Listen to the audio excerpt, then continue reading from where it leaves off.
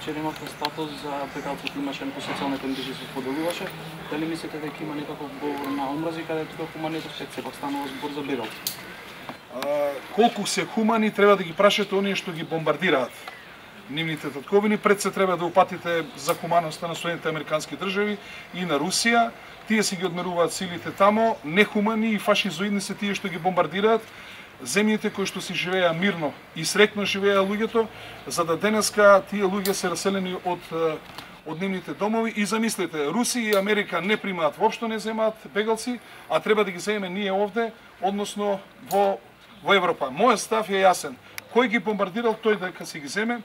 А за ваше подсетување, јас сум човекот кој што 9 години згрижува бегалци од Босна и Херцеговина и исто така 7 години згрижува бегалци од Косово. Што значи дека ние како држава имаме обврска и треба да ги згрижуваме бегалците кои што се од регионот.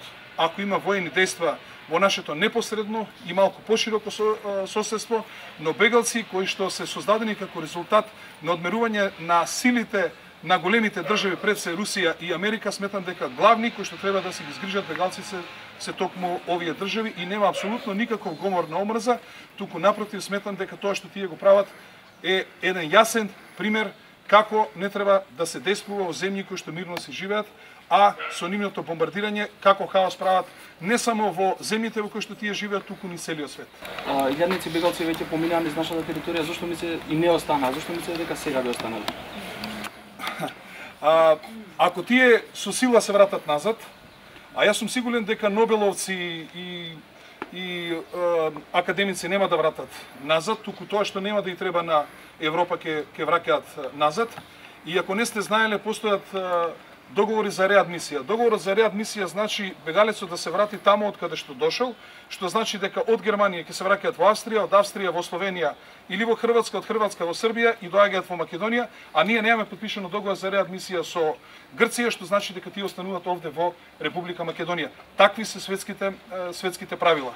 Во исто време сакам да кажам дека тоа сериозно ќе влие врз стандардот на граѓаните во Македонија и не знам зошто би требало ние да решаваме нешто, да решаваме проблеми кои ги создал некој друг.